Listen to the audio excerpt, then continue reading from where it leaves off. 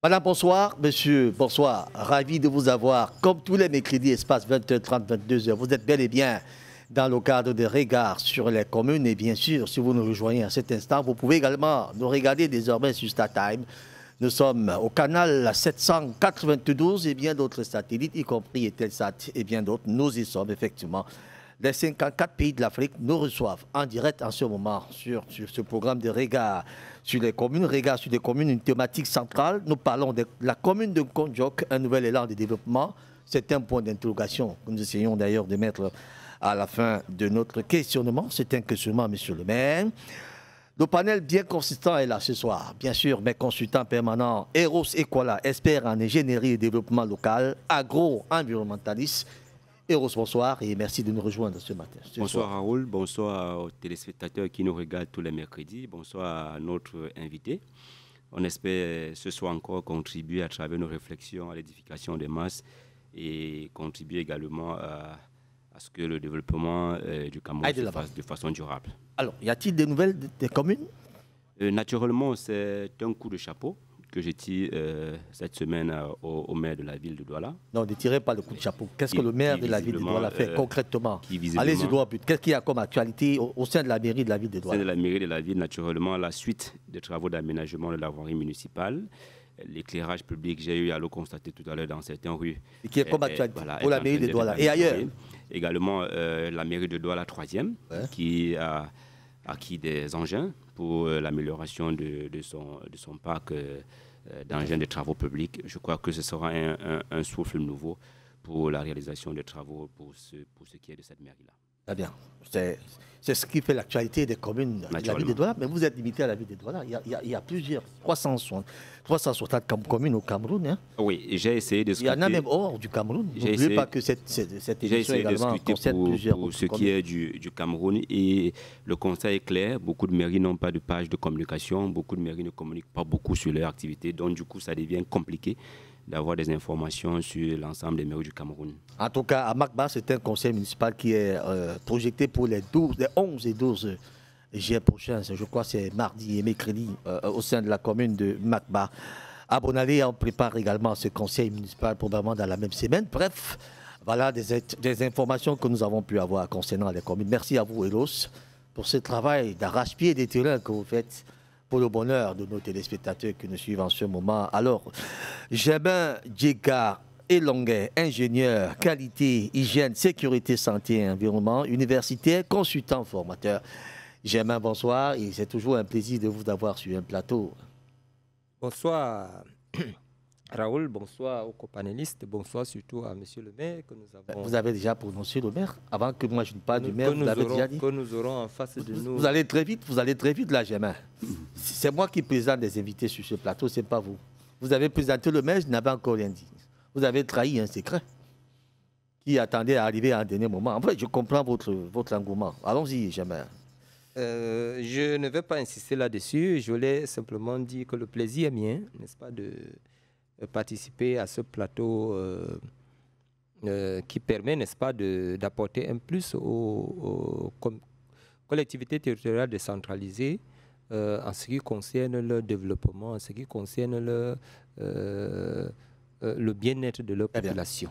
Alors, je vois que vous faites beaucoup d'efforts, Jébin. Merci de nous accorder tout cela, malgré votre santé pas du tout très exacte, mais vous faites un effort d'être là pour le meilleur de l'actualité. Et merci pour cette marque de confiance, Jébin, en espérant que Dieu vous donnera toute la santé dans les heures qui suivent, pourquoi pas.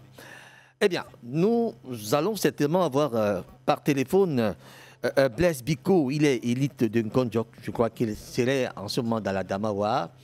Et il va réagir dans ce programme par téléphone. Et notre invité, donc d'ailleurs du jour, le docteur Serge Alexis Lombat Dibak. Il est maire de la commune de Nkondjok. Docteur, bonsoir et merci de nous rejoindre. Bonsoir à vous et bonsoir aux copanélistes et bonsoir à vos multiples téléspectateurs. Je pense que c'est un plaisir pour moi de partager ce plateau et d'édifier les téléspectateurs sur le développement de la ville de Nkondjok. Sur l'amoncellement du développement dans la commune de Nkondjok, surtout que la thématique parle d'un nouvel élan de développement. Absolument. Alors n'imaginez pas que nous allons vous faire des cadeaux, monsieur le maire, sur ce plateau. Je n'aime pas les cadeaux. Vous êtes bien armé? Ben, on verra. Très bien, on verra. Alors, pour vous permettre donc de remettre vos idées sur place, nous allons vous proposer ce reportage qui rentre un peu légèrement dans l'historique de la commune de Kondiok. Nous n'en savons pas trop, mais ce que nous avons pu obtenir, nous avons fait avec, et le maire va compléter pour moi sur ce plateau. Alors, on va suivre cela, on revient très rapidement sur ce plateau.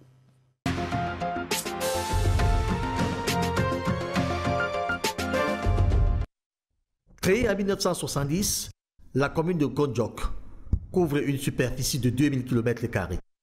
Située dans la région du littoral, département du Cam, la commune de Kondiok est limitée au nord et à l'est par la commune de Ndobian, au sud par la commune de Yabassi, à l'est par l'arrondissement de Bari-Bakem dans le Mongo.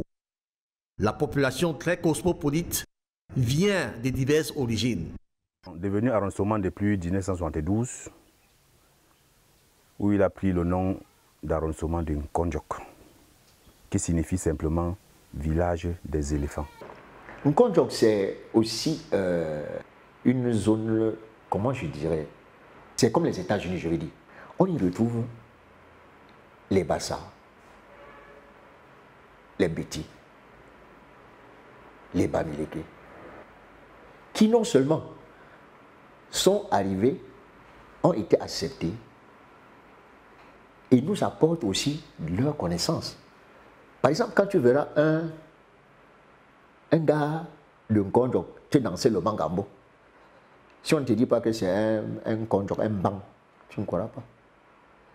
Si c'est le Bikoussi là, parce que la grande colonie est Béti qui est là-bas, quand ils vont danser, déjà que ça ressemble un peu au Zanga, dont je disais tout à l'heure, c'est la danse parfois des épaules et des reins. On dénombre parmi les autochtones de Kondiok les Mbang, Dibom, Tongo, Bakwa, Mbiam, Moya et Bandem. Ces populations affichent une culture assez diversifiée. Il n'y a pas que des Mbang qui vivent en Kondiok. Kondiok est une vieille unité administrative depuis les années 51. Ensuite, les frères Bandem, les Dibom, les Mbiam, les Bakwa, les Tongo, les Moya. C'est aussi ça parce que du moment où en Kondiok, nous avons accepté le vivre ensemble depuis, c'est-à-dire que tout le monde vit avec l'éléphant. Lors du recensement de 2005, la commune comptait 17 428 habitants. Serge Alexis Lombat Dibak est maire depuis 2020 et remplace à ce poste Jean-Marie Manga. L'histoire retiendra d'ailleurs que M. Lombat Dibak est le premier maire de l'opposition à la commune de Kondiok. Il est issu du PCRN, formation politique que dirige l'honorable Cabral Libi.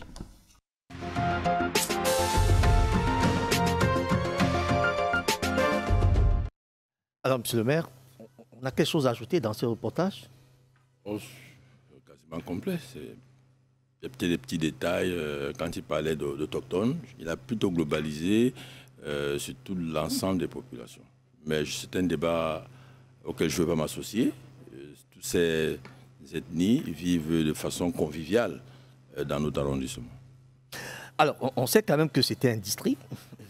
Érigé en district, je crois, en 1951, si je ne me trompe pas, avant d'être l'arrondissement en 1969, et la commune arrive en 1970. C'est ce que je tenais à rectifier dans ce que j'ai entendu de l'un de vos intervenants tout à l'heure. Monsieur le maire, dites-nous un peu davantage sur les populations, les origines de ces populations. D'où venez-vous? Comment avez-vous fait pour arriver là-bas? Bon, disons que c'est une population disparate qui vient du côté des Bassa. C'est pour ça qu'on a beaucoup tendance, des Bakoko, tout ça, à nous assimiler à cela. En dehors des autochtones, vous avez aussi des pionniers, qui est une population assez importante, qui peuple 17 villages, qui viennent de l'ouest, comme disait le conseiller municipal Dine Moukoko, de l'ouest, du centre, voilà, du nord-ouest, du sud-ouest. Voilà, donc c'est une population assez cosmopolite, et qui vit, une population qui vit dans le, comme je disais tout à l'heure, convivialement, sans bruit, Alors, quand on parle des origines, avez-vous un ancêtre qui a donné naissance à tout ce monde-là? Non, il n'y a aucun ancêtre qui a donné aucun descendant partout. Sinon, les gens ne se marieraient pas. Ça donnerait de l'inceste. Non, les gens viennent des origines différentes et s'installent, comme dans tous les villages du Cameroun et du monde entier. Après, voilà, il y a des villages, il y a des groupements. Les Mbans, il y en a plusieurs. Ce n'est pas un village commun. D'accord? Voilà, vous avez des gens qui viennent de Ndomalan, d'où je sors, les gens qui viennent de Ndongban, c'est à côté, Sam Plateau, les gens viennent de Sorok. Tous ces villages-là, ils ont une histoire avec une culture commune, des mêmes comportements traditionnels. Voilà. Mais ils ont pris le temps à vivre ensemble et ils savent vivre ensemble. Voilà.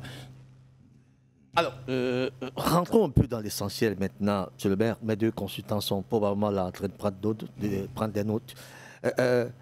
On sait que les collectivités territoriales décentralisées tardent pourtant à apporter le développement local, tant espéré par les populations. Prenons le cas d'un Kondiok. On peut demander, à votre avis, qu'est-ce qui fait le problème? Alors, peut-être que ce n'était pas moi qu'il fallait... D'ailleurs, j'attendais sur des images qu'on montre des choses récentes. Ne soyez pas précis. Nous sommes en train d'aller tout doucement. Oui, parce que vous avez montré le centre-ville qui date de Mathusalem, on va dire, puisque c'est plus ça, le Kondiok. Donc, du coup, non, il n'y a pas de souci. Alors, je disais, il y a quand même un retardement. On constate quand même que, malgré la volonté que les collectivités territoriales décentralisées ont, il y a que le développement ne parvient pas à prendre de l'envol de manière réelle. On se demande, est-ce qu'il y a un problème à cela? Non, je sais que j'ai tenté de vous expliquer tout à l'heure que quand vous arrivez quand même en Kondiok, depuis 3 ans, c'est une ville qui a totalement changé de visage. Oui, ça c'est vrai, on va y arriver. Donc, non, vous ne pouvez... Non, ne réfléchissez pas sur des choses qui n'existent pas chez nous. D'accord, absolument. On est en train de vous expliquer qu'on a trouvé une situation qui était terrible et qu'aujourd'hui, ça ressemble à quelque chose. Ouais. Je ne dis pas que c'est pas achevé. Je voulais vous demander l'état des lieux. Je voulais vous demander. Alors, on va arriver. Alors, quand vous avez... S'il vous plaît. Oui. Monsieur le maire, on ne peut pas tous parler à la fois, sinon les téléspectateurs ne vont pas nous suivre. Alors, ce qui est intéressant, suivez mon fil conducteur parce que je vous amène quelque part. Et forcément, où je vous amène, ça permettra à ceux qui nous suivent d'avoir également une très bonne vue de la commune. Nous savons que dans 3 ans, vous avez fait beaucoup de choses, ça nous le savons. Mais on ne peut pas ignorer qu'il y a quand même un problème du fait que si vous avez plus de coller, les autres ne collent pas. Donc ça veut dire qu'il y a un problème. Je me retourne maintenant vers mes consultants qui peuvent comprendre cette question mieux. Alors, Germain, Djeka et Longuet, je demandais tantôt les collectivités territoriales décentralisées, TAD, partout, TAD pourtant apporter le développement local, tant espéré par les populations. Est-ce qu'il y a un problème qui ne soit pas juste un problème de la commune de Kondiok, puisque M. le maire se refuse ce problème? Merci. Le problème est général. En réalité, c'est un constat général.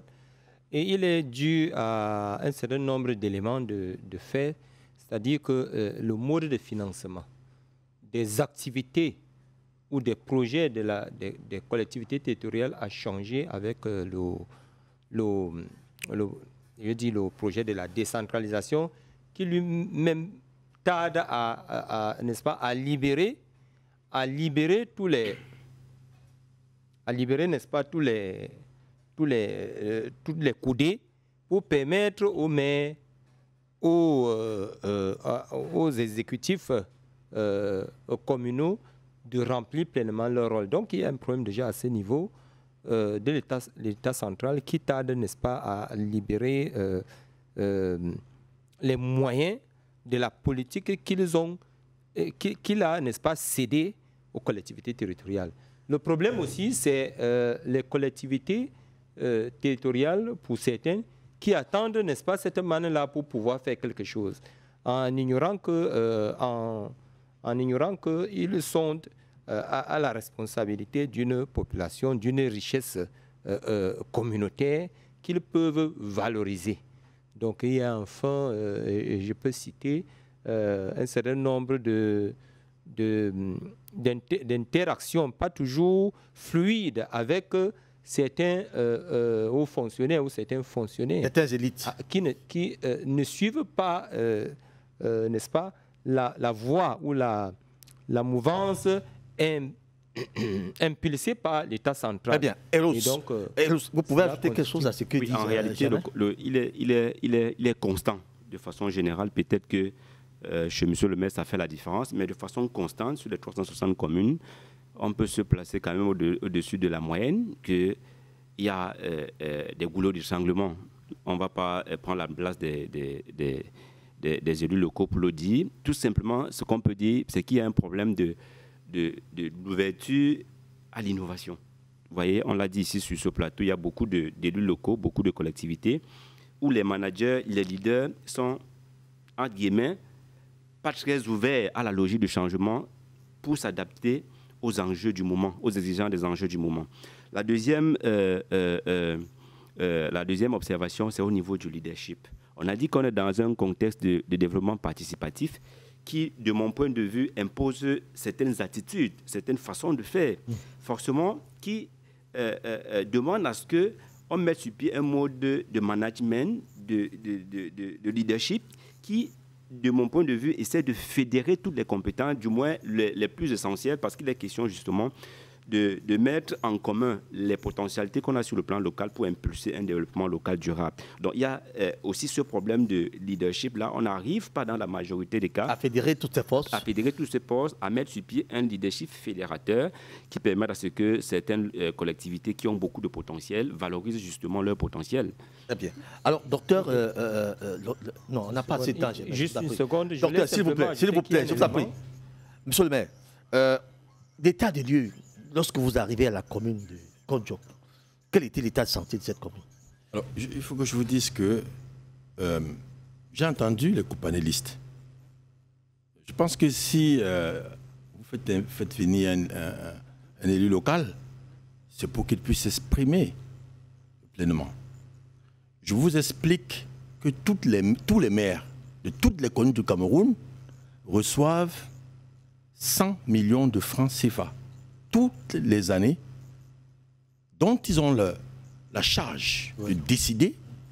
Donc, vous pensez que si on vous donne un demi-milliard en 5 ans, vous ne pouvez pas changer la face d'une ville? On vous donne les 100 millions là, chaque année, oui. En espèces ou alors... Non, pas besoin de donner en espèces. D'accord. Ce sont des cartons qui correspondent à des projets. Tout à fait. Si quelqu'un choisit de dépenser 100 millions... Autrement. Voilà. C'est pour ça que je vous dis, il y a des choses sur lesquelles, depuis l'année passée, vous choisissez vous-même sur les 100 millions ce que vous voulez faire. Tout à fait. Nous avons décidé... En fonction de vos priorités. Voilà. La première chose que nous avons décidé de faire de 100 millions, c'était de construire une route qui mène vers une carrière. Parce que... Cette route en pavé, là. Non, la route en terre battue, oui, parce qu'on n'avait pas du sable. À l'époque, il fallait acheter un camion de sable 200. Et la réalisation devait nous chercher cette image. À 270 millions, à 270 300 000 francs le camion. Et on a bien voulu créer cette route-là qui nous permet d'avoir le sable désormais pour construire. La preuve? Mais ce n'est pas de cette route que nous parlons. Hein. C'est vrai que c'est des véritables problèmes. On en parlera si vous voulez. Tout à fait, on en parlera. On en parlera si vous voulez. Ça, c'est la route entre Bafan et Kondiok. Et qui... à mon avis, si on s'en tient à ce qui s'est passé, ce qui se passera au mois d'octobre, trouvera peut-être un dénouement. Tout à fait. On parle de 5 milliards, voilà. Ils doivent être déboursés. À partir d'octobre. 54 km ou 40 55 km ou 54 km comme ça. Bon, mais, vous poursuivez, mais ce seront des points critiques qui seront refaits par l'État. Donc, je disais donc que c'est budget mis à la disposition des exécutifs communaux devrait permettre, parce que vous mettez dans une commune comme Kondiok, vous mettez 500 millions au centre-ville, on doit pouvoir sentir quelque chose. Oui. C'est ce que je dis. Ça veut dire que quelque part, il y a une mauvaise gestion de la chose. En fait, moi, j'en sais rien. Moi, je parle de ce que moi j'ai opté. J'ai opté. L'année prochaine, on a commencé à paver le centre-ville. L'année prochaine, nous allons continuer. Très bien. Alors, comment avez-vous trouvé cette commune quand vous arrivez en 2020? C'est de ça que je voulais parler. Alors, vous l'avez trouvée, elle était debout? C'était une commune. Non, c'était une commune sans eau, sans lumière. sans tout. Il faut être sincère. Parce que mon élection, c'est aussi un ras-le-bol. Les gens, ils criaient partout qu'ils n'en voulaient plus de ceux qui étaient là et tout. Donc moi, j'ai une pression supplémentaire de réaliser des choses. De réaliser des choses. Par exemple, si je vous dis que sur 56 points d'eau, il y en avait 2 qui marchaient. Sur 56 points d'eau. C'est-à-dire, il n'y en avait que 2 vous savez que chaque année, le gouvernement donne des forages, des adductions, des machins. Il n'y avait que 2 points d'eau qui marchaient sur 56. 2. Aujourd'hui, grâce à l'appui de la GIZ, nous avons à peu près 47 qui marchent et qui sont maintenus, puisqu'il y a des artisans, réparateurs qui ont été formés à ces fins-là. C'est un partenariat que nous avons signé avec la GIZ et qui nous permet aujourd'hui de boire de l'eau. C'est une réalité. Et ça ne demande pas des milliards. C'était une chose rare, encore. Oui, ça ne demande pas des milliards. Maintenant, on peut boire de l'eau propre là-bas. Oui, secondairement, il n'y avait pas de lumière. Au centre-ville. Aujourd'hui, il y a de la lumière au centre-ville. Donc, c'est la volonté politique. Je ne dis pas qu'on fait ça, on peut faire sans les moyens, mais je dis qu'il y a aussi de la volonté politique, de vouloir réaliser. Alors, lorsque vous arrivez à la mairie, quel était donc votre but fondamental? J'imagine que c'était sur la base d'un programme que vous avez dû présenter à vos électeurs. Oui, c'était simple. C'était d'abord de demander, d'éduquer, demander à la population d'être compatissante, de s'intégrer au projet et même de les faire participer. Et parce que les populations elles participent au projet de développement, ce qui n'était pas toujours le cas. Tout le développement participatif. Ils participent. Par exemple, quand j'explique aux gens comment on a trouvé le chemin pour aller au sable, les gens disent que c'est des chasseurs qui nous ont montré la route, puisque l'État, avant ça, ils ont essayé. Ils ont essayé, ils n'ont jamais pu atteindre l'objectif. Mais on est passé par des gens qui sont sur le terrain, qui ont l'habitude d'aller sur le terrain, et finalement, on a trouvé la route pour y accéder. Donc, on a trouvé une commune en décrépitude, et aujourd'hui commence peu à peu. Elle commence à se réveiller. À se réveiller. On espère continuer dans ce sens. Jamais, allez-y. Oui, je l'ai déjà précisé tantôt que les collectivités territoriales décentralisées ont un autre problème, c'est celui de la ressource humaine qualifiée. C'est-à-dire que monsieur le maire vient de le dire, il y a des forages qui ont été réhabilités, qui sont en marche, mais qui demandent à être entretenus. Et avec la coopération avec le GIZ, ils réussissent à s'en sortir jusqu'à présent. Mais maintenant, l'autre problème, c'est lequel? C'est-à-dire que comment faire en sorte que le GIZ, plutôt que d'apporter cet appui, forme sur place des populations pour prendre en charge, pour assurer le relais. Et c'est là où le problème se pose. Parce que dans ces populations sont formées. Je pense qu'il n'a pas compris. Il s'agit de parler de formation des artisans réparateurs. Je vous rappelle que la GIZ s'en va bientôt. Donc, on n'a plus besoin de GIZ pour réparer cela. On a besoin d'eux pour faire autre chose. Mais aujourd'hui, en ce qui concerne, on a formé les gens de la mairie. Il y a eu un transfert des technologies. Voilà, ça, c'est important.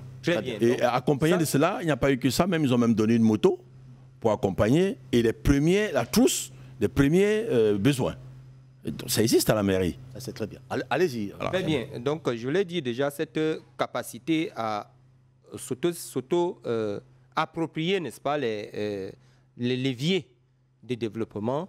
Et ce n'est pas le cas partout, monsieur le maire. Donc, la deuxième chose que je voulais évoquer, bon, ça c'est pour l'eau, hein, d'autres projets de développement vont être mis en place. Il faut qu'ils poursuivent dans cette lancée, c'est-à-dire faire en sorte que les populations s'approprient la maintenance et la suivi permanente de ces installations. Est-ce que vous avez d'autres projets? Et alors, vous avez donc des comités locaux de développement de gestion de l'eau, partout où il y a de l'eau, on a installé. Et ils s'en occupent. Nous, on intervient lorsque ça devient onéreux. Ils font des cotisations localement. Tout à fait. Et pour entretenir. Ils ne payent pas la main-d'œuvre des agents de la mairie qui ont été formés et qui viennent donc à l'occasion pour réparer. Je vous assure qu'on a trouvé des forages qui étaient gâtés pour 3 500, 4 000 francs, qui ont fait 10 ans dans la pénombre. Donc, non, je vous assure qu'il faut aimer les populations pour être maire. Très bien. Il ne faut pas devenir maire parce qu'il y a une prébande. Non. On va y arriver, monsieur le maire. Mais voilà. Vous avez l'air d'aller très vite. Mais j'ai comme impression... c'est pour ça qu'en 3 ans, on a pu faire ce qu'on a fait. D'ici la fin de l'émission, vous n'aurez plus rien à dire. Ah, vous pensez? Ah, ben je vous ai prévenu. Je vous ai prévenu. Eros, c'est quoi là? Encore que les hommes politiques, on les connaît bien. Mais sur ce plateau, vraiment, on sait aussi comment les maîtriser un peu.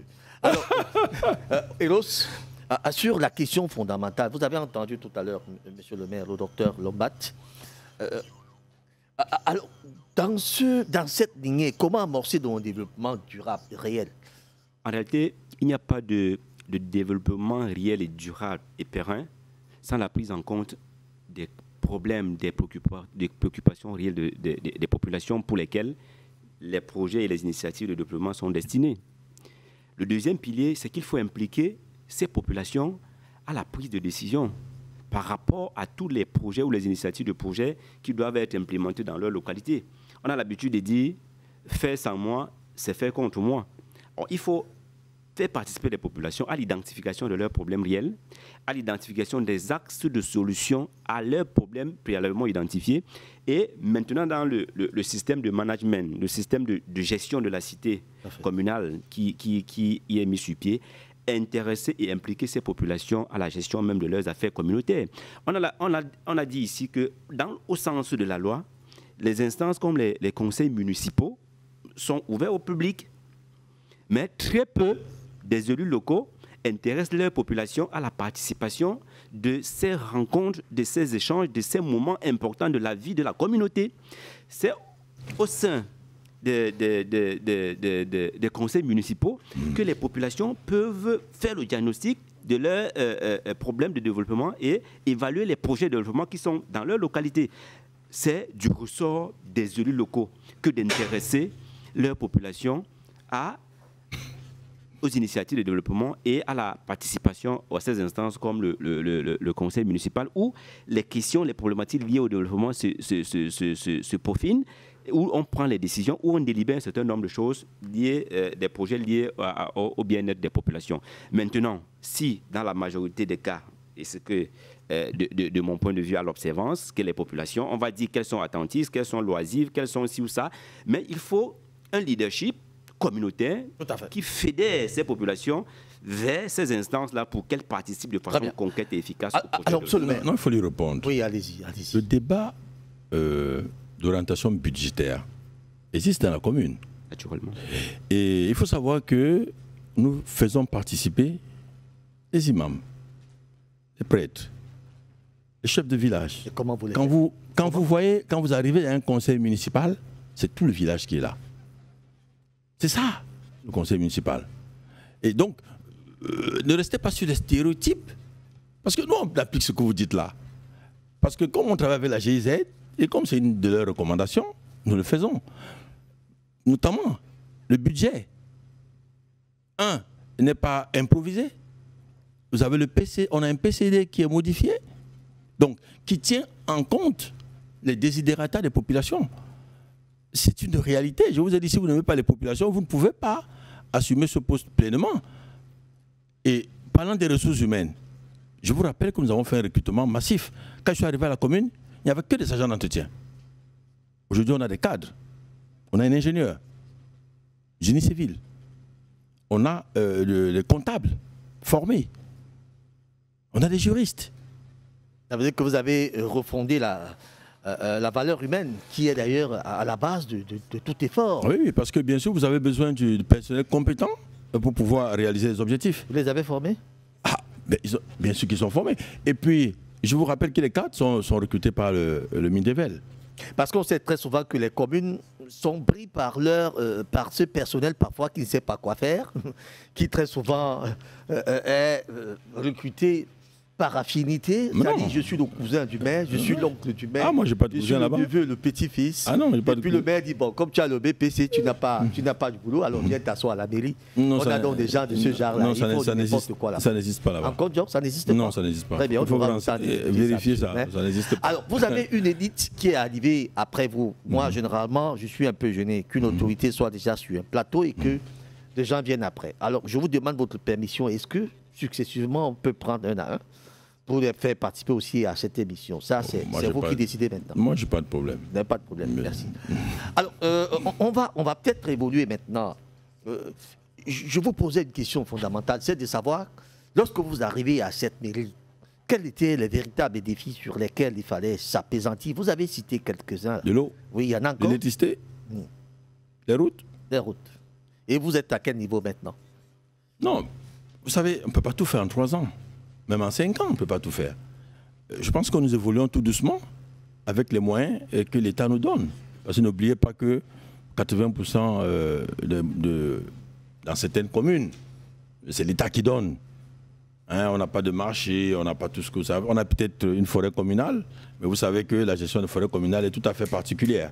Donc, voilà. Mais on n'a pas, les coudées franches comme voilà, les autres mairies. Nous, on compte d'abord sur ces revenus-là. C'est vrai qu'il y a quelques recettes propres qui sont dues au fait des barrières commerciales qui ont été érigées depuis que je suis là. Il y avait une qui était déjà là avant, j'en ai mis quelques-unes pour pouvoir faire participer au budget les populations en payant les taxes, n'est-ce pas, sur n'est-ce pas, leur, comment vous appelez, notamment sur leur activité commerciale. Hein, notamment le cacao, hein, un prélèvement de 3 francs sur le kilogramme de cacao permet à la mairie, n'est-ce pas, d'avoir quelques bouffées d'oxygène pour pouvoir racler les routes et tout ça, ainsi de suite. Donc voilà, c'est ça. Alors on va suivre ce Vospop. Ce Vospop qui nous a été donné par l'une de vos élites, hein, très dynamique. Il nous a produit beaucoup d'images et ça nous fait beaucoup de plaisir aussi de diffuser cela. Un Vospop que je vous suggère de suivre et nous revenons certainement pour la suite.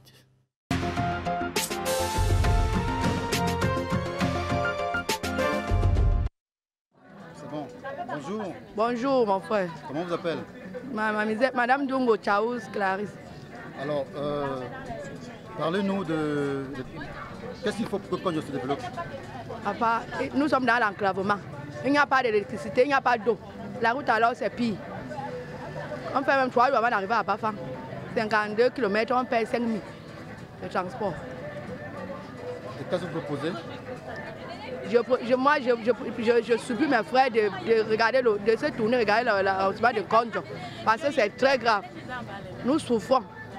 Nous avons de l'agriculture, mais il n'y a pas la route pour passer. Il faudra passer pour aller avant d'aller sérieux. Et vous avez suivi le cas, vous avez payé plus cher?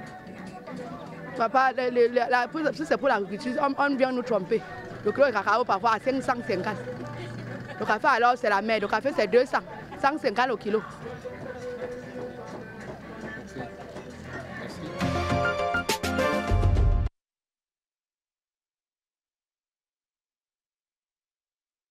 Merci beaucoup à la réalisation pour cet élément. Magloire Leopoliando nous a rejoint sur ce plateau. Magloire, vous êtes élite de Konjok, jeune élite comme vous êtes d'ailleurs.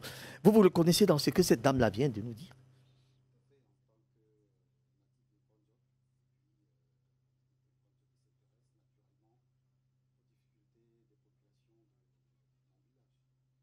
Parlez-nous un peu de ces difficultés au quotidien. Le problème véritable de Konjok, c'est la route. Et s'il faut parler de la route de Konjok, elle n'a pas été jusqu'ici une priorité depuis l'époque coloniale.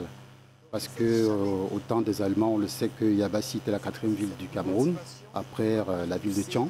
Et les populations du grand Konjok de l'époque, avant la scission, parce qu'on a aujourd'hui le Nord Makombe qui est comme 4e arrondissement, il était question pour ces populations de porter les poulets, en fait tout ce qu'ils avaient comme produits à vendre pour aller vers Yabassi. Yabassi qui avait un port.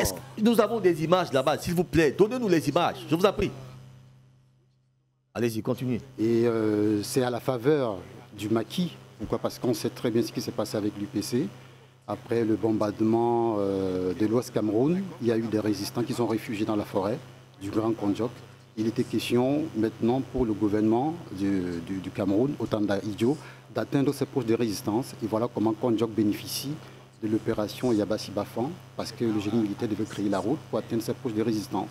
Et après cela, il était question de pouvoir entretenir sa route avec la Soudencam, qui malheureusement fait 12 ans. Et quand elle a fermé en 1988, on est encore retombé dans l'acclavement. Et puis ça a été plusieurs promesses.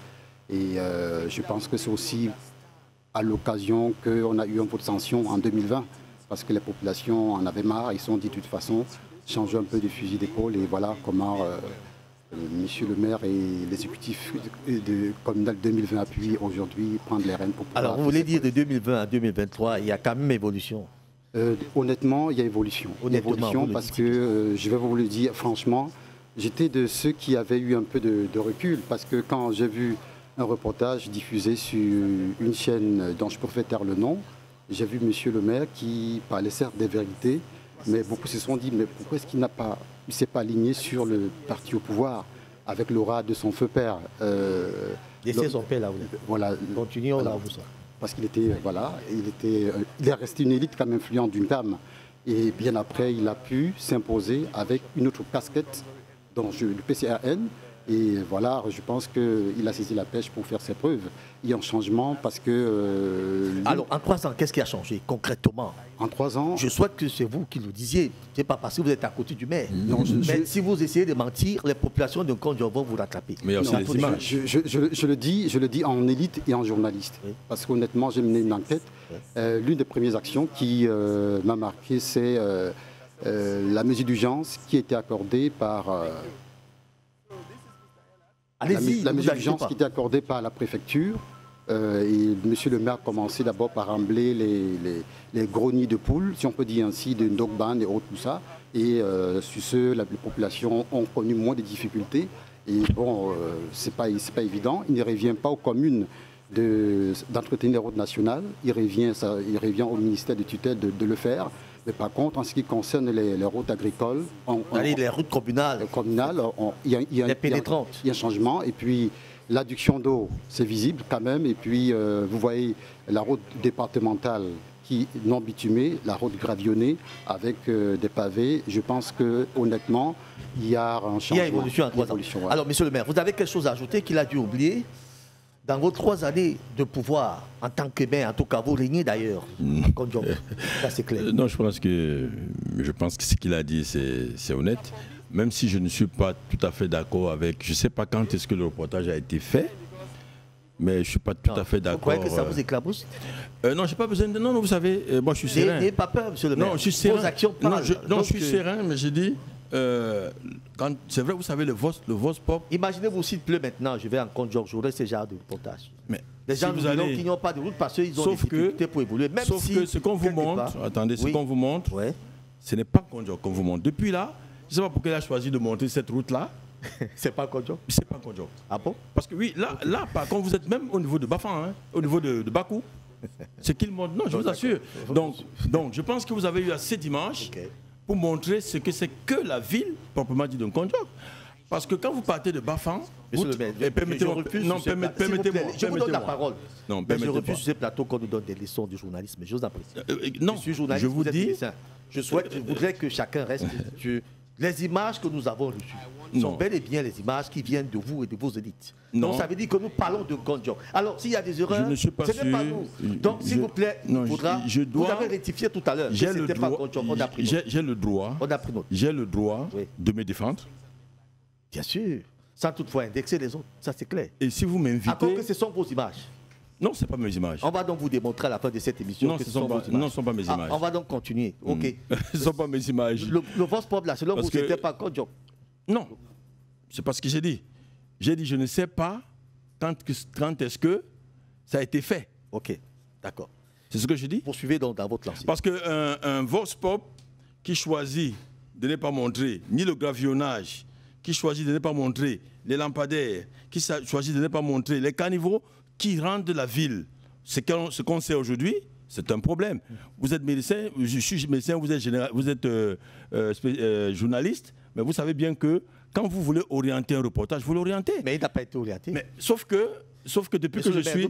Nous sommes en train de perdre du temps. Depuis 45 minutes, je n'ai pas vu la ville de Gondjok. Nous sommes en train de perdre du temps. Je n'ai pas vu. Nous sommes en train de vouloir évoluer, je vous en prie. J'espère que je la verrai. Vous allez voir, c'est comme vous donne là. C'est effectivement Gondjok. Si vous contestez cela, ça c'est votre problème. Mais nous ne faisons pas une émission pour éclabousser qui que ce soit. À propos de parler de reportage orienté, je ne sais pas pourquoi on va orienter un reportage. Je ne pas Franchement, je suis déçu. Non, c'est pas vous qui avez fait. En fait, nous sommes sur un plateau de télévision. Non, c'est pas vous qui avez fait le Vox Pop. Il y a des gens très intéressants qui nous regardent dans ce moment. Mais je leur explique. Vous avez dit, et ça s'arrête là, je vous en prie. Vous avez dit et ça s'arrête là. Maintenant, on va poursuivre. Vous avez nos fils conducteurs, même je le perds déjà, parce que justement, vous êtes en train de m'entraîner sur votre route. Pourtant, vous êtes journaliste. Vous m'entraînez sur votre route. Oui, que je suis serein. Vous êtes en train de m'entraîner sur votre route. Mais soyez serein. Et ça, je ne veux pas. Mais soyez serein. Je suis plus serein que vous. Ah, j'ai pas l'impression. J'ai pas l'impression. Vous n'avez pas l'impression, mais moi, je l'ai. Ah, voilà. Je l'ai. Alors, Germain, nous sommes dans un arrondissement, en fait, nous sommes en face d'un maire qui pense qu'on est en train de détailler son bilan. Nous voit se défendre là, on a comme impression que... Non, nous ne sommes pas ici pour faire le bilan des gens, ou bien pour reprocher quoi que ce soit. Nous sommes là pour les populations. Ouais. Et nous voulons le bien-être de ces populations. C'est pour ça que nous vous demandons, qu'est-ce que vous avez fait pour ces populations? Qu'est-ce qu'il reste à faire? Donc ne sortez pas de vos là, il ne faut pas. Il y a encore beaucoup de choses à faire. Germain, il y a encore rien fait. Oui, je vous en prie. Nous amorçons le développement dans son sens clair, dans son sens propre. Quand on parle, une commune comme celle de Gondjok, par exemple, on a vu, les routes sont pratiquement...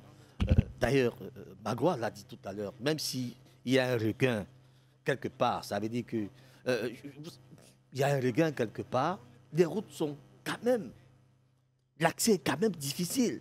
Est-ce que cela ne pose pas un problème pour ceux, par exemple, des agriculteurs qui doivent écouler leurs produits, qui doivent aller dans les grands marchés et pour se ravitailler aussi un peu? Et là n'était pas aussi un défi réel, même si la nationale ne dépend pas de la commune, parce que ça... Il faut pouvoir faire le distinguo. Hein. C'est-à-dire que la nationale, ça ne dépend pas de vous. Vous avez quand même des routes communales qui vous... Bon, on nous a dit tout à l'heure que vous avez fait d'efforts, c'est-à-dire d'élaguer certaines. Mais de là, comment embrayer dans ces développements où les populations, vraisemblablement, ont du mal à pouvoir s'exprimer? Merci. Donc, je voulais déjà préciser que lorsque nous parlons des... Nous exposons sur des problématiques de développement dans les collectivités territoriales. Nous prenons le cas général. Il y a certes des choses qui sont faites au niveau de la mairie de Gondjok et qui ne le sont pas ailleurs. Le maire a dit tout à l'heure qu'ils reçoivent 100 millions de francs CFA par année budgétaire. Mais dites-moi dans quel pays on peut construire une route avec 100 millions? Et le problème, ce n'est pas seulement les routes. On a parlé des routes, on a parlé de l'eau, de la lumière, on n'a pas parlé des hôpitaux. Mais ça entre également dans ces besoins de base. Ces besoins de base. Donc, ce que nous exposons, ce que nous essayons de ressortir pour les collectivités territoriales, ce n'est pas par rapport à une collectivité précise. Maintenant, s'il y a des choses qui sont faites au niveau de la mairie de Gondjok, nous apprécions, mais ce n'est pas toujours le cas. Et puis, monsieur le maire a dit, on associe les chefs religieux, les chefs de village et autres dans la participation, leur participation dans chaque commune, dans chaque conseil. Et la plupart du temps, ces responsables sont très mal outillés pour, comment dire ça, pour défendre de façon réelle les intérêts de leur population. Et ce qui se passe dans les collectivités territoriales, pour bon nombre, peut-être que ce n'est pas le cas en Gondjok, c'est qu'il y a des élites quand même qui ont parfois les capacités, parfois la technicité, parfois un certain nombre d'éléments, mais qui sont écartés tout simplement parce qu'ils peuvent être considérés comme des empêcheurs de tourner en rond. Donc quand nous parlons de ça, ce n'est pas pour la commune de Gondjok, c'est le cas général partout dans les communes, on trouve le problème. Donc, sauf que... Ok, monsieur le maire, allez-y. Sauf que quand vous invitez quelqu'un sur votre plateau, c'est pour parler d'abord de sa commune. Bien sûr. En priorité. Bien sûr. Deuxièmement, vous avez parlé de 100 millions. 100 millions, c'est le Mindeville seul. Ouais. Vous avez autre chose. Vous avez des écoles. Il y a les CAC. Mais non, les CAC même, pas, on parle du BIP. Oui.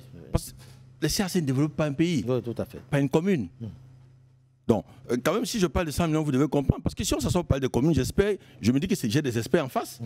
Et je dis donc que les 100 millions, ce n'est que le Mindevel. Oui, tout à fait. Ça En veut dire temps, il y a le ministère le ministère des Travaux publics, par exemple. Des TP, Tout à fait. tous ces ministères-là allouent de l'argent sous forme de carton. Et il y a le paquet minimum et tout ça, ainsi de suite. Tout à fait. Au Donc, niveau de l'éducation. Voilà. Même le TP, par exemple, toutes les communes ont 27 millions pour réhabiliter les routes. Donc, c'est pour vous dire que il y a pas, on ne dit pas, au contraire, on ne dit pas que ça suffit. Mais ça ne peut pas. Mais attendez, c'est pas moi qui vais vous dire que ça suffit. Mais je vous dis déjà que ce qui est reçu, il faut en faire un bon usage. Tout à fait. C'est le message que je veux passer. Alors, peut-être ça vous surprend que ce soit moi qui passe le message. Non, monsieur le maire, si vous voulez que je place un mot, ce n'est pas que ça nous surprend. En fait, la réalité, ce que je voulais démontrer, c'est que les moyens que vous recevez par rapport aux responsabilités qui vous ont été délégués sont très insuffisants. Mais bien sûr. Donc maintenant, comment vous tirez d'affaires?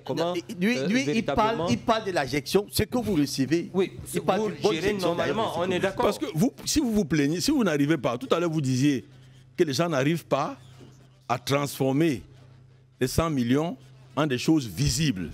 Ça fait 1 milliard que vous allez le faire? Mais commencez déjà ce que vous recevez déjà. Tout à fait. En fait déjà quelque chose de palpable. Ouais. C'est ce que je dis. Mais nous savons tous que, je ne vais pas venir dire ça ici, tout le monde le sait, j'ai milité pour les 15% du budget pour les communes. Parce que je sais que si en Kondiok on a ça, on fera peut-être 5 fois plus. Mais je vous dis que au moins ce que nous recevons déjà, soit déjà... Il faut déjà faire quelque chose avec. C'est ce que je dis. Donc je voulais dire, c'est en dehors de ce que vous recevez, qu'est-ce que vous-même vous initiez comme fonds propres? Alors, on va y arriver. Bon, j'explique. Comment vous faites pour rentrer vos caisses en termes de fonds propres? Voilà. J'ai expliqué tout à l'heure que quand je suis arrivé, du côté sud de Kondiok, il n'y avait pas de barrière économique. Nous avons donc créé des barrières économiques. Nous avons créé une taxe sur le cacao. Tous ces événements, toute cette décision du conseil municipal a permis de renflouer les caisses de la mairie. D'accord? Pour pouvoir fonctionner normalement. Vous avez une forêt communale? Nous avons une forêt communale. Comment est-ce que ça se passe? La forêt communale, c'est vrai qu'on a un petit souci.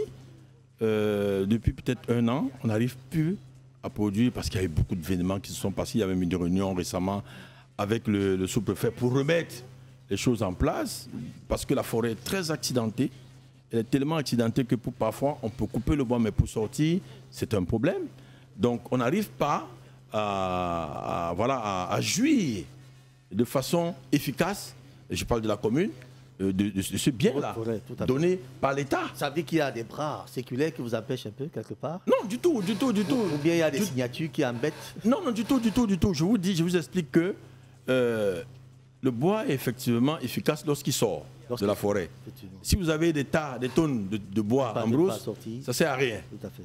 Donc c'est un peu le souci que nous avons. Les problèmes de route. Voilà. Mais sinon déjà en 2021, 2022, ça nous a permis, par exemple, de l'électrification publique. La forêt a participé de façon efficace à rendre, par exemple, de mettre des lampadaires, des choses comme ça. Aujourd'hui, ceux qui voyagent peut-être entre Yabassi, ils vont se rendre compte que la route n'est plus totalement sombre la nuit. Il y a des villages où on a pu mettre des lampadaires, ce qui fait que quand vous voyagez, c'est quand même 100 km. Entre Yabassi sur terre battue, dans le noir, c'est pas évident. Donc on a essayé de le faire dans certains villages du sud comme du nord. On a essayé de le faire et puis voilà. Très bien. Alors Magloire, peut-être une dernière prise de parole avant de céder la place à quelqu'un d'autre. Alors votre maire est là, j'imagine, je prends la place du jeune que vous êtes maintenant. Qu'est-ce que la jeunesse attend du maire? La jeunesse attend du maire tout simplement qu'on puisse répondre aux besoins de la population. Quels sont ces besoins? Je parle de la route. Et comme je disais, cela n'est pas de la compétence totale de la mairie, parce que la mairie a son niveau. Nous parlons des compétences de la mairie. Laissez ce qui n'est pas de la mairie. Voilà. On veut gagner un temps. Qu'est-ce que la jeunesse attend du maire? Nous savons qu'il y a une jeunesse sportive. Il y a du sport, il y a de la culture, il y a ce type d'activité. Est-ce que la commune ne peut pas prendre en main, par exemple, l'aspect sportif? Qu'est-ce que la commune fait dans le domaine du sport? C'est vrai, le maire va nous répondre ça tout à l'heure. Qu'est-ce que les jeunes, quand on parle des jeunes, vous êtes plus jeunes, Les jeunes ont beaucoup plus besoin qu'on puisse les accompagner dans leurs projets agro-pastoraux, parce que c'est ce qui permet à ce que les jeunes puissent y être. Tout à fait. Et comme ce problème de route se pose, il faut voir dans quelle mesure mettre sur pied des associations.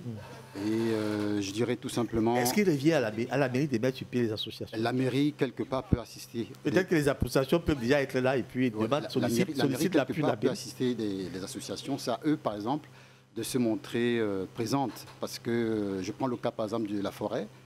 J'ai un petit tic quand on parle de la forêt, donc je vais un petit pincement que je voulais dire. Et qu'est-ce qu'on fait du reboisement? On exploite le bois, mais il n'y a pas un reboisement qui est suivi. Or, les associations, les jeunes devraient se mettre en association et de façon légale montrer à la mairie qu'ils existent pour que la mairie puisse voir dans quelle mesure... Très bien. Merci, Magloire Léopold Yando, d'être passé sur ce plateau. Certainement, vous allez céder votre place à une autre élite qui est là également, qui va pouvoir s'exprimer. Monsieur le maire, vous avez peut-être la retoque. Alors, pour le sport, parlant de jeux, pour les sports, et bien d'autres, oui. Disons que la mairie a contribué à affilier 4 clubs à la Ligue départementale de football. C'est intéressant. 4 clubs à la Ligue départementale. Voilà. Et parce que les jeunes ils adorent le foot là-bas, donc il faut leur donner l'opportunité de s'exprimer. Parce que vous savez, rien qu'un seul jeune qui va sortir du lot peut permettre à tous les autres de changer de vie. Bien sûr. Donc on a pris ce pari-là. Malheureusement, à la fin, les magouilles, on va dire ça comme ça en français facile, on fait en sorte que au niveau des comment vous appelez ça, des interpôles, ils ont été écartés, même sans avoir joué. Oui, oui. Même sans avoir joué. Donc, mais la mairie avait quand même pris sur elle de payer ça. Bon, pas la mairie. Vous ne verrez pas ça. C'est pas la mairie, c'est moi qui ai pris. Parce que vous ne verrez pas ça dans aucun document. Là, c'était vous, c'était plus la mairie. Donc, voilà. Ok, alors, l'aspect d'émulation culturelle également. Il y a des artistes là-bas. Comment est-ce que ça se passe avec la... Non, mais il y a des artistes, d'ailleurs, nous soutenons des artistes. Il y a Man Lolo qui est très bien connu, et qui est l'un des jeunes artistes qui, voilà, connu même au Cameroun, pas seulement là-bas. Et nous, pour chaque fois qu'on peut appuyer, nous n'hésitons pas à appuyer. Donc même les jeunes qui ont des GIC, chaque fois qu'il dans un BIP, il y a des bons de commandes qui peuvent aller aux jeunes, on n'hésite pas. On n'hésite pas à, voilà, comment on dit, on n'hésite pas à donner l'opportunité à ces jeunes-là, n'est-ce pas? On n'hésite pas à accompagner ces jeunes-là. Mais vous savez, vous ne pouvez jamais satisfaire tout le monde. Vous ne pouvez jamais satisfaire tout le monde. Donc on essaye de faire comme on peut. Voilà. Merci beaucoup, monsieur le maire. Alors, quelqu'un veut intervenir? Oui, moi je vais un peu aborder le problème différemment. Parce que là on parle du développement local et c'est l'épanouissement des populations et en dépend. Parfois on tire sur les exécutifs communaux. La décentralisation en elle-même telle qu'elle est conçue et telle qu'elle est implémentée, de mon point de vue, fait problème. Parce que il a été conçu et présenté comme un prolongement de l'administration classique, qui forcément ne tient pas compte d'un certain nombre de pesanteurs et des réalités indépendamment des localités dans lesquelles on se retrouve. Du coup, on parle du document de stratégie pour la réduction de l'emploi, on parle du document de stratégie pour la croissance et l'emploi, et maintenant on a SN30. Et dans chacun de ces instruments de développement économique, il y a bien la prise en compte des questions de développement des territoires, sauf qu'on ne tient pas véritablement en compte les spécificités locales. Pour le cas d'une Kondiok, par exemple, Kondiok qui est un bassin de production. Et c'est à ce niveau que j'interpelle souvent les élus locaux. Et j'ai dit tout à l'heure à l'entente de mon propos qu'il faudrait que les élus locaux intègrent l'innovation au changement. Kondiok aujourd'hui qui est traversé ou alors qui est desservi par une route départementale, je crois que c'est ça, qui attend que le ministère des Travaux publics qui doit l'arranger. Et Kondiok qui est un bassin de production, il va maintenant de la capacité des élus locaux, des forces vives locales à innover, à mettre sur pied un bassin de transformation de cette production agricole pour que les populations locales bénéficient au moins des retombées de leur du labeur. Si la mairie, par exemple, met sur pied un projet de transformation agricole agro-pastorale sur le plan local, et elle se donne les moyens de transporter les produits finis vers les centres de distribution, je pense que ça peut atténuer un peu les souffrances des populations des cultivateurs, des agriculteurs, donc qui peinent quand même eux-mêmes avec leurs propres moyens qui sont déjà limités, à transporter leur production vers les centres de commercialisation. Alors, ça veut dire que vous n'avez pas bien suivi le prédécesseur de M. Kong qui était là tout à l'heure, de M. Yando. L'État, nous n'avons pas les moyens de l'État. Ce que vous dites là, c'est ce que la Sodenkam a fait. Sodenkam, la Société de développement du CAM, a fait exactement ce que vous dites. Ça veut dire que pendant 12 ans, comme il disait, la route était comme goudronnée. Ce sont des moyens colossaux qu'aucune mairie au Cameroun, même la mairie de Douala, je ne suis pas sûr, qu'ils sont capables d'entretenir. Parce que l'État mettait des moyens, c'était parfois le génie militaire, qui venait arranger. Donc, il faut rêver. Parce que si on ne rêve pas, on ne peut pas réaliser des choses. Mais à un moment donné, nous avons pensé à tout cela. Il y avait même un projet de 500 hectares de manioc et de machin et de ceci et de cela, avec transformation et tout. Le projet est là, il est vivant. Mais entre avoir des projets, nous les avons, et les réaliser, il faut des moyens. C'est pour cela que vous comprenez on a convoqué ici sur ce plateau dans l'une des émissions précédentes la capacité et la possibilité pour les collectivités locales de fonctionner en coopération ou encore en collaboration, soit par l'intercommunalité ou alors par les organismes. Vous avez parlé du GIZ, GIZ, GIT, quelque chose comme ça. GIZ. Si le projet est bien ficelé, si dans la collectivité on a des bons intermédiaires qui peuvent présenter le projet aux bailleurs de fonds, si dans le projet on voit qu'il y a beaucoup d'avantages, il y a beaucoup d'intérêts sur le plan local, sur le plan de la création des richesses, sur le plan de la création des emplois, sur le plan environnemental et autres, je crois qu'ils peuvent quand même accorder un droit de regard sur votre projet. Ce n'est pas pour dire que forcément vous savez, ne faites rien. Vous savez, la commune de Kondiok existe depuis plus de 50 ans. C'est depuis 3 ans qu'on en parle sur les plateaux. C'est le changement. C'est ça le changement. Pourtant, il y a eu des gens plus illustres que moi. Il y a eu des gens qui sont passés là-bas. Très bien. Non, c'est la volonté politique. Vous êtes au 4e ou 5e maire? Un peu plus, peut-être. Un peu plus, parce qu'il y a eu des sous-préfets maires aussi. Il y a eu des sous-préfets. Absolument. Juste un petit mot pour dire que, effectivement, Lady tout à l'heure a parlé de l'accompagnement des associations et autres. Et le maire a dit que, bon, ils accompagnent ce qui existe, celles qui existent, les associations. Mais dans la plupart des plans communaux de développement, le GIZ, lui, il a mis en avant la capacité des collectivités territoriales à organiser les populations en GIC, en coopérative, en autres, pour pouvoir, n'est-ce pas, initier la base du développement que nous avons discuté sur cette table comme étant l'industrie. Alors, je vous suggère de suivre un autre reportage maintenant qui va également englober l'action communale de la commune de Kondiok. J'espère que le maire ne nous dira pas que ce n'était pas Kondiok là-bas. On verra. On va voir ce que ça donnera. Alors, que la réalisation nous envoie ce reportage et nous revenons.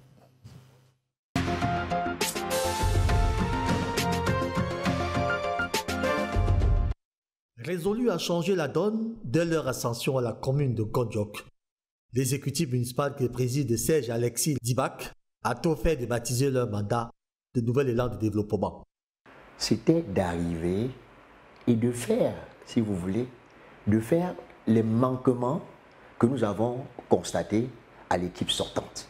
C'est-à-dire le manque de la collecte, par exemple des ordures ménagers, le manque des tickets de marché, le manque des points d'eau dans la ville, le manque d'un suivi peut-être à l'hôpital du district, bref, une école qui n'existait peut-être pas.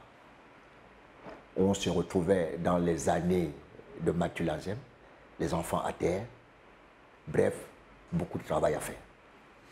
Nous parlons d'une commune totalement pauvre de par la qualité et le nombre existant des infrastructures de tout genre. En Kondiok, le ciel visiblement très obscurci aspire à la lumière. Donc c'était pratiquement une ville fantôme.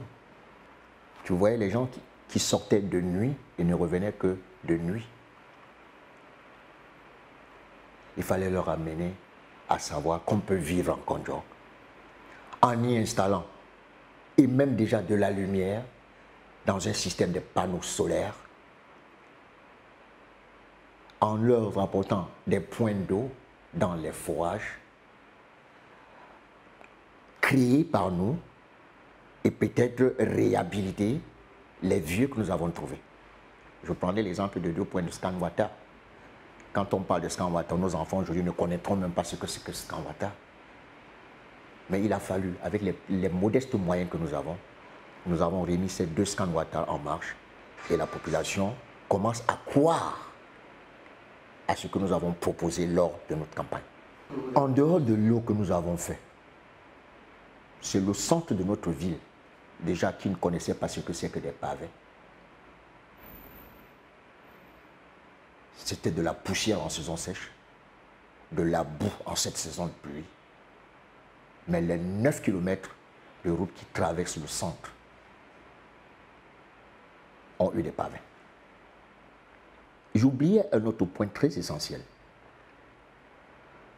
Nous avons créé une route, baptisée la route de l'espoir, qui part du centre, qui part d'un village situé à 2 km du centre de la ville pour allier le fleuve Nkam, les berges du fleuve Nkam, sur pratiquement 7 km. Nous avons créé cette route de l'espoir. Nous sommes arrivés au bord du fleuve et nous avons découvert des très grands gisements de sable. Tout en compte était en matériel provisoire dans la construction. Mais aujourd'hui que le sable est accessible, pour avoir un camion de sable en Konjok, il fallait faire la périlleuse route de 54 km pour avoir un camion de 10 roues de sable à 180 000 francs. Aujourd'hui, avec la création de la route pour l'espoir et la carrière que nous avons créée, ce même camion de 10 roues de sable nous revient sensiblement dans les 60 000 francs. Donc, d'où l'émulation de la population à entrer maintenant dans l'investissement, par exemple, des maisons définitives. Le sable qui était une denrée rare, le diamant comme on pourrait dire, est aujourd'hui vulgarisé et Konjok est en chantier. La commune, confrontée à plusieurs défis à relever, s'est attaquée dès l'entame du mandat en cours à l'essentiel. Effectivement, c'est cette carrière de sable qui fait en sorte que nous puissions fabriquer des pavés pour les 9 km de route que nous avons mis en évidence. Réhabilitation de certaines routes et donc celle de 9 km en pavé qui permet aux agriculteurs d'acheminer leurs produits vers les centres commerciaux. L'appui permanent au centre de santé, l'électrification de la ville par le canal de panneaux solaires et Eneo. Plusieurs points d'eau ont été offerts aux populations riveraines, des salles de classe construites et équipées. On note avec satisfaction la présence très active de la commune auprès des couches vulnérables et démunies. Une action qui devrait se poursuivre malgré les moyens très limités. Rendu à mi-mandat et parce que le temps ne joue pas à leur faveur, le maire et son équipe gardent l'espoir de remplir leur cahier de charges d'ici la fin de la mandature. De toute manière, le contrat social suit son cours jusqu'en 2025.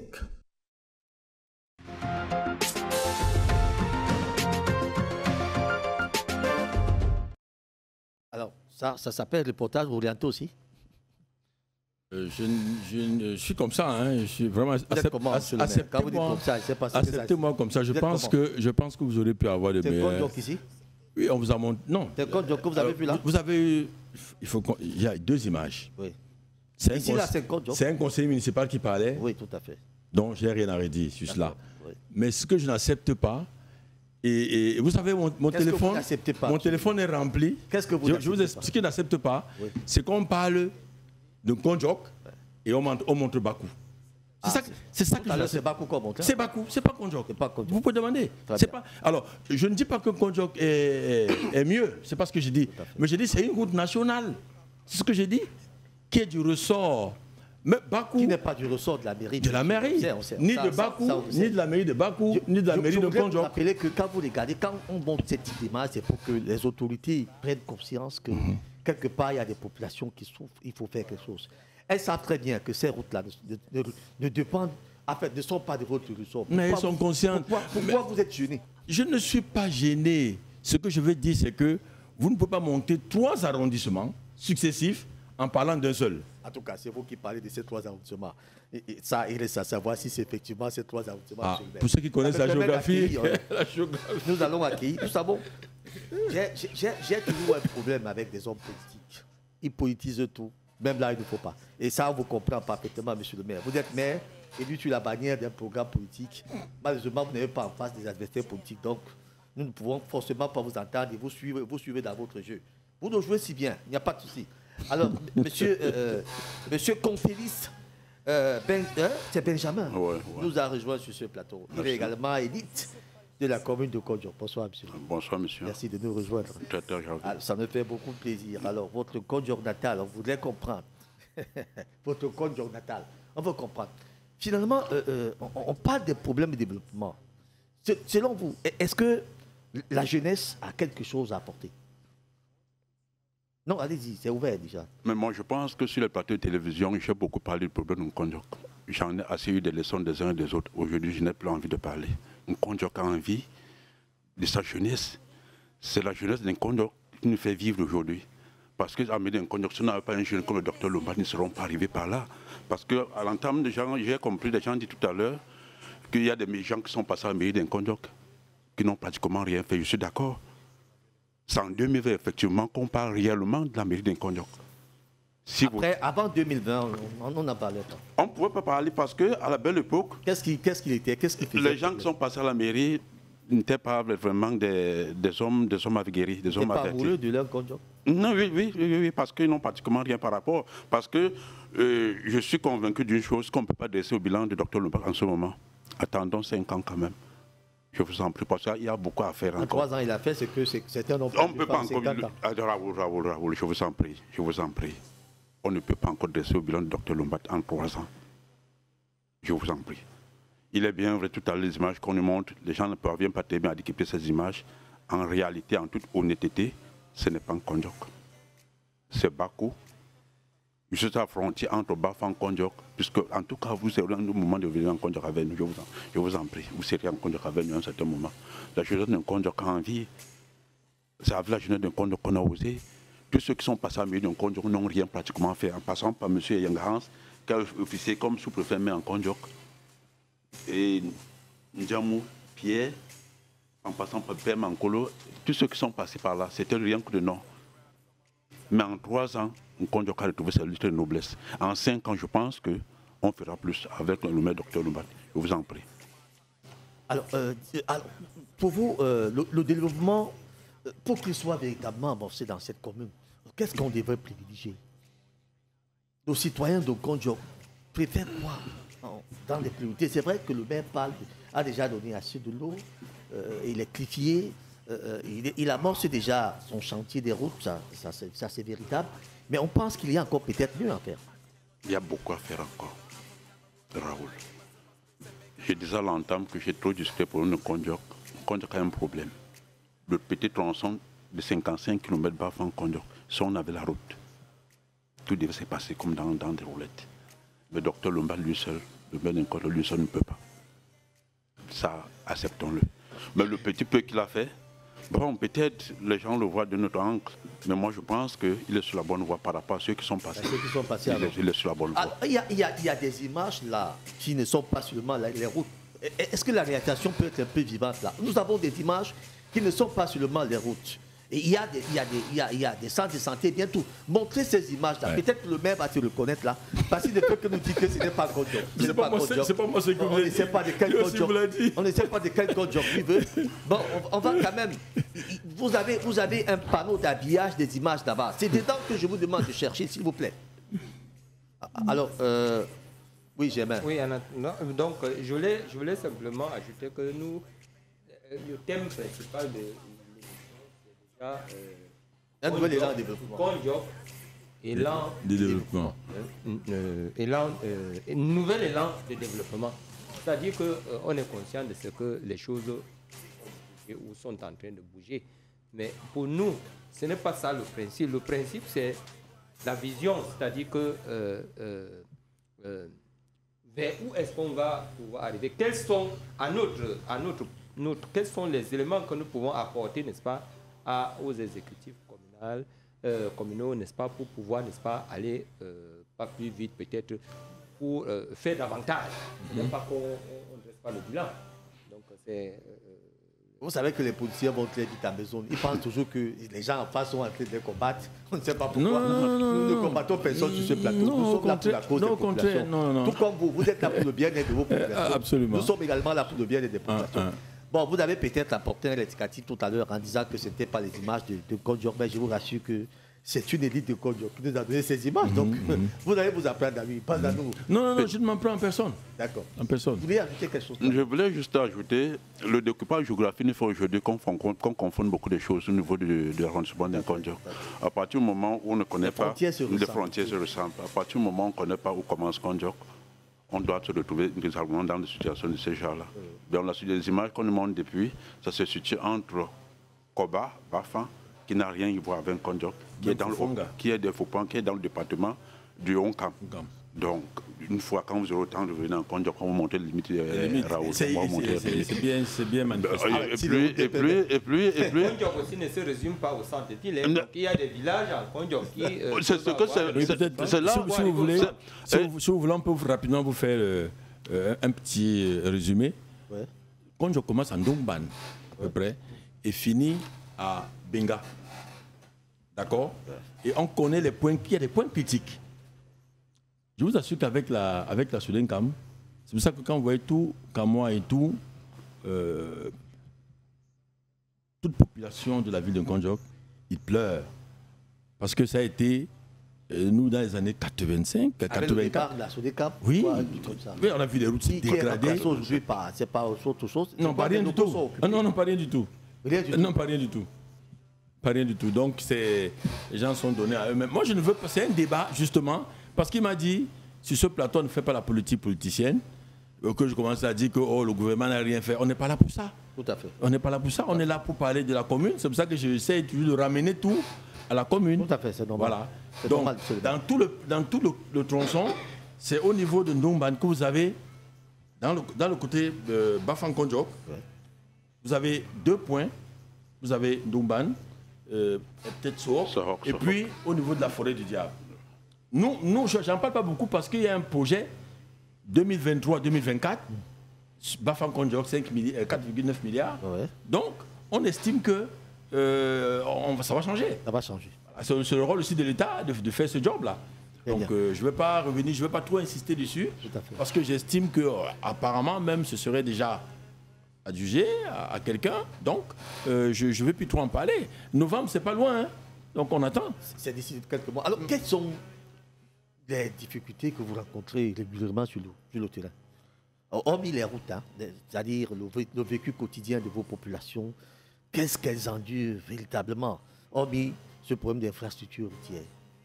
Puisque vous avez quand même déjà élagué une bonne partie en leur donnant de l'eau, de la lumière, et on peut évacuer cela. Non, on a des soucis, par exemple, du fait que la route soit coupée, barrée, depuis quelque temps.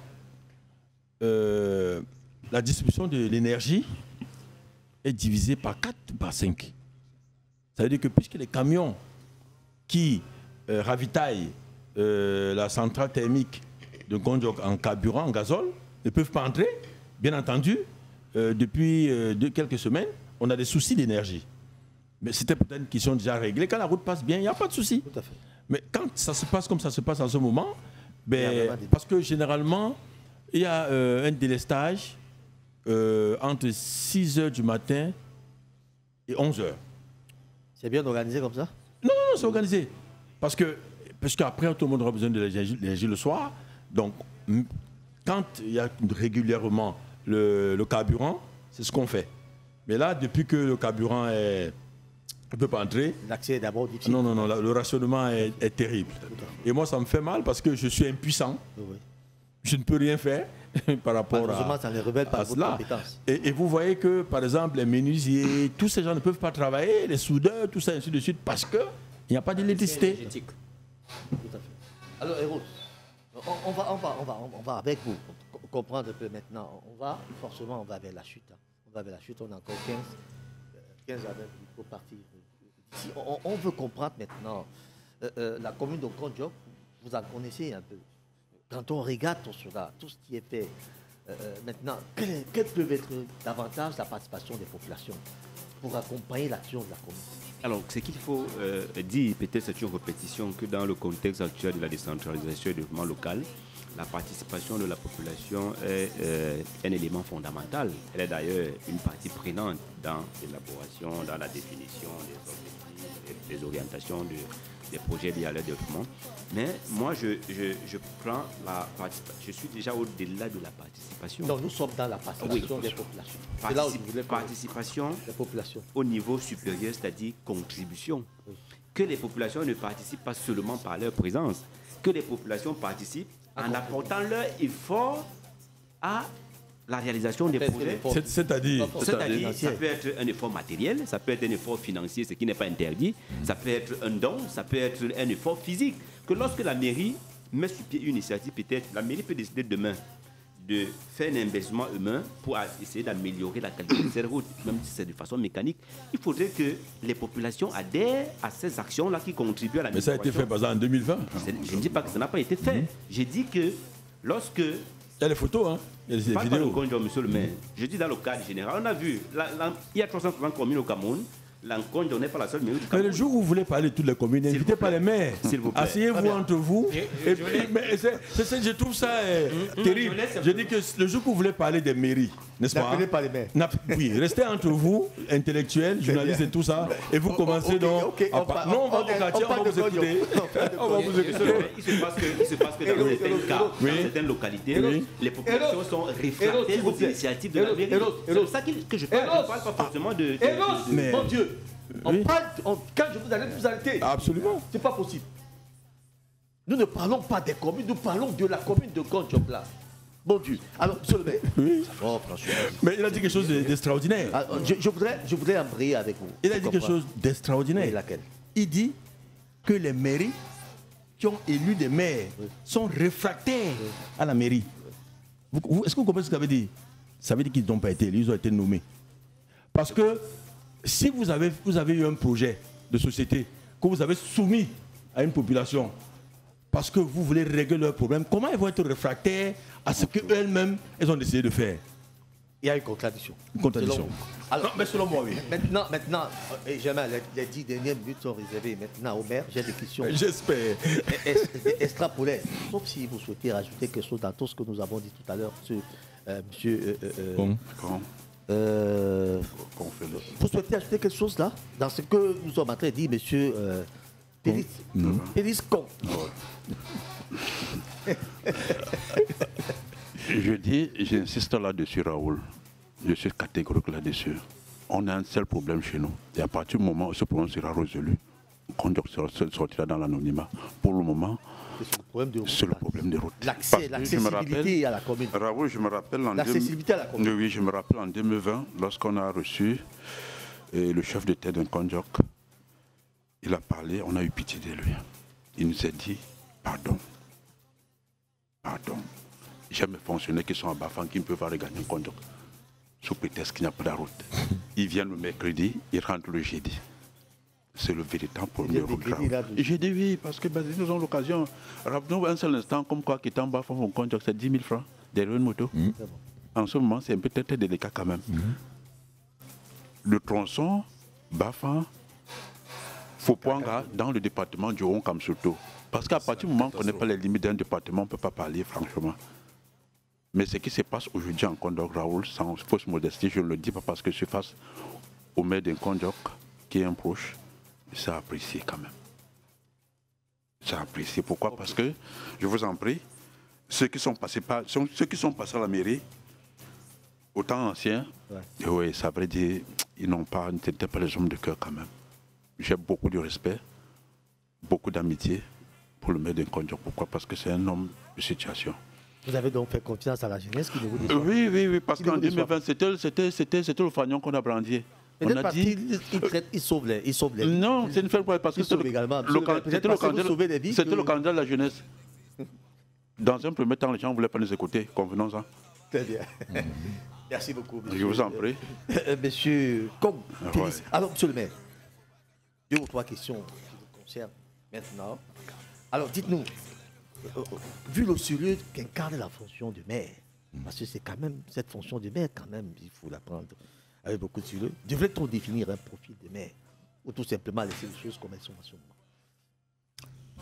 Disons que le poste de maire au Cameroun, si vous lisez bien les tests, vous allez voir que c'est un poste très très sérieux. Et très bien encadré même d'ailleurs. Même si tout n'est toujours pas fait. Donc il faudrait déjà, je pense que c'est déjà une personnalité. Ce n'est pas une affaire de parti politique. C'est une personnalité parce que le développement local, est-ce qu'on va l'attribuer à un parti? Non. Nous, particulièrement, nous avons fédéré tous les partis politiques, bien sûr, sauf celui qui était en face, pour pouvoir y arriver. Donc, un profil, oui, un amour pour sa localité, oui, un attachement émotionnel à sa localité, oui, un désir ardent de développer par tous les moyens. Je me souviens que le projet, donc on n'a pas pu bien voir, et ça me gêne un peu, de ce centre-ville-là. J'ai dû pratiquement, parce que le monsieur qui avait gagné le marché... les pavés? Oui, et le gravillonnage et tout ça. On a eu des problèmes avec ces images. Voilà, mais c'est pas grave. On aura l'opportunité de... J'ai dû pratiquement supplier ce monsieur, parce que quand il a gagné le marché, il était plus chaud pour y aller. Je lui ai dit, il faut qu'on y aille. Parce que si je ne fais pas ça, la boue, la poussière au centre-ville, je n'aurai pas... on ne sait jamais, ça peut s'arrêter à tout moment. Il faut que je fasse ça. Donc il faut aimer les populations, il faut aimer son village, il faut aimer le développement pour aller s'asseoir à ce genre de poste. On sait très souvent que, logiquement, monsieur le maire, vous savez que la mandature actuelle, il y a 7 maires qui savent lire ni écrire. Qui 7 ne savent ni lire ni écrire. Je dis bien 7. Je sais de quoi ils parlent, en tout cas, ils me regardent, ils savent, ils se reconnaissent. Ils sont 7 qui savent ni lire ou écrire. On se demande comment ils font. Ils savent ni lire et écrire en quelle langue? Ni lire ni écrire en français ou en anglais. Bon, pourquoi? Est-ce qu'ils sont français et anglais? C'est la question que... Vous comprenez que c'est un problème culturel? C'est nos deux langues. Mais non, c'est un problème culturel. Je ne pense pas que celui qui a construit ce pays était le plus génie des génies. Ça veut dire qu'on peut tolérer que vous parliez peut-être de Foufoulde? Si, parfaitement. Oui. Mais c'est ça, ça dit que nous sommes extravertis. Est-ce que parce que vous ne parlez pas français, vous ne pouvez pas développer votre village? Mais c'est faux. Tout à fait. Mais il faut qu'on soit sérieux. Peut-être même le fait de parler ces langues-là empêche même aux gens de développer localement. Oui. Peut-être même. Alors, monsieur le maire, avez-vous l'impression, au regard d'ailleurs de vos attentes, que les sénateurs sont suffisamment imprégnés des nouvelles exigences de la fonction constitutionnelle dont ils sont d'ailleurs en charge? Vous savez, de la 3e cuvée va d'ailleurs... il y a cette session du GIEC qui va, avec octobre, qui va de juin, qui va s'achever vendredi prochain. Alors, est-ce que vous avez comme impression que ce Sénat, qui est pourtant là pour soutenir l'action des collectivités territoriales décentralisées, est suffisamment imprégné? Non, pour moi, le Sénat n'existe même pas dans le littoral. Pour être vraiment sincère. Moi, je ne les connais pas. Bref, j'ai dit, je ne vois pas l'action. Si vous avez une action, vous qui êtes journaliste, vous qui parlez des CTD, dites-moi une action concrète émise ou faite par les sénateurs dans le littoral. Ça n'existe pas. Alors, on devait tout simplement dire que c'est un asile de retraités qui... Disons ça comme ça. Bien mouiller le maillot. Mais sauf qu'ailleurs, on les envoie là-bas parce qu'il y a assez de ressources. Mais ici, ils sont budgétivores. Moi, dans mon parti, je l'ai dit, j'étais assis à la même place quand on venait ici pour les sénatoriales. Je leur ai dit, moi, j'étais contre. Parce que pour moi, ça ne sert à rien. Mais le débat n'est plus là. Le débat est à ce qui va se passer en 2025. Et ça c'est les Camerounais qui doivent décider. C'est là le débat. Vous allez être les candidats? C'est pour ça que vous voyez... Vous allez être les candidats? À quoi? À la présidentielle, par exemple. C'est plus qu'on aura ça en 2025. Non. Non, écoutez, vous savez, on ne devient pas candidat. Je suis maire aujourd'hui, en 2020, mais je l'ai pensé en 2012. Donc on ne devient pas candidat à l'élection présidentielle comme ça. Pas. Non, on ne s'improvise pas. Tout à fait. Dans notre parti, c'est connu. Il y a un candidat qui est même déjà déclaré. Je pense même que c'est le premier qui est même déjà déclaré de tous les candidats. C'est Cabral Libi. Donc c'est connu. Moi, je ne vais pas venir annoncer des choses ici qui sont totalement incohérentes. Donc, mais je dis que la prochaine élection, c'est en 2025 et les Camerounais doivent y penser. Le président aura 92 ans, c'est important. Je ne souhaite pas qu'il lui arrive ce qui est arrivé à Mugabe, poussé comme ça, non. Après 45 ans de règne, je crois que c'est quelqu'un qui mérite un repos. Moi, je suis un politicien. Alors, vous êtes dans une connotation politique que nous refusons sur ce plateau. Mais je vous dis donc, vous m'avez posé une question. On a parlé du Sénat. On a certaines images de Kondjok. Voilà. Quelqu'un photo de Kondjok. Moi, j'ai rien dit. Qu'on a pu prendre sur notre page Facebook. Montrez-nous ces images-là. Il faut que le maire parte d'ici étant très content. Il veut voir son Kondjok. Allez-y, montrez ces images pendant qu'on est en train de. Voilà. Vous avez vu Kondjok tout à l'heure. Voilà, ça c'est l'hôpital qui a été refait. Ça c'est Kondjok. Qui a été refait. Mais oui. Et ça vous plaît comme ça, monsieur le maire? Mais ce n'est pas que ça. Pourquoi ils ont choisi, je ne sais pas. Mais ce n'est pas grave, on aura l'opportunité de... Voilà ces images. Mais voilà. Justement. Et voilà le gravionnage. On a gardé le meilleur pour la fin. On a gardé le meilleur pour la fin. Là, c'est Kondjok.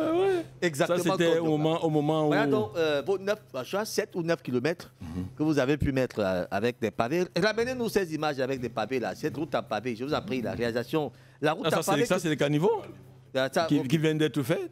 Les drains. Ouais, les drains, voilà. Tout à fait. Là où l'eau essaie de circuler. Voilà. Alors, on va peut-être sortir. On va sortir. Je crois que la réalisation me fait déjà des grands signes. Ils ont déjà faim là-bas derrière. on va devoir sortir. Oui. Vous allez prendre la parole en dernier, monsieur le maire. On va faire ce dernier coup de cœur. Commençons peut-être par vous, monsieur Confélis Benjamin. Votre Kondjok, quel est le rêve que vous avez en tant qu'élite? Peut-être que vous n'êtes pas encore sur des instances de décision, mais vous avez quand même un pouvoir. Vous pouvez chasser le maire à tout moment. C'est vrai que vous n'êtes pas conseiller municipal. Notre ami Ding Mokoko, je lui ai dit que vous pouvez chasser votre maire. Il m'a dit que lui-même les maires. Donc, c'est assez complet. Dites-nous, quel est le rêve de votre Kondjok?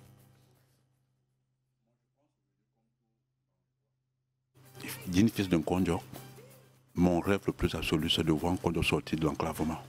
C'est mon rêve le plus absolu. On va beau dire quoi que ce soit. Si un jour, Kondjok sort de l'enclavement, c'est que nous avons tout gagné. Mais j'y crois quand même. Très bien. J'y crois. Merci. Oui. Alors, est-ce qu'on peut répondre à cette question de développement, un nouvel élan, au regard de tout ce qu'on a dit et ce qu'on a vu? Est-ce qu'on peut prétendre qu'il y a ça, un nouvel élan de développement? On ne peut pas le nier puisque les populations le reconnaissent, puisque les élites le reconnaissent. Mais ce que nous voulons dire aux maires, c'est qu'il faut aller davantage et qu'il y a probablement des poches d'opportunités qui doivent être explorées. Je dis qui doivent être exploitées de façon optimale. Tout à fait. C'est-à-dire, tout à l'heure, Eros parlait d'un certain nombre de choses. Je voulais par exemple dire à monsieur le maire que nous avons constaté, lui il a dit tout à l'heure, il a enlevé sa casquette de politicien, enfin de parti politique dès lors qu'il occupe le poste de maire pour s'occuper, n'est-ce pas, de toutes les populations.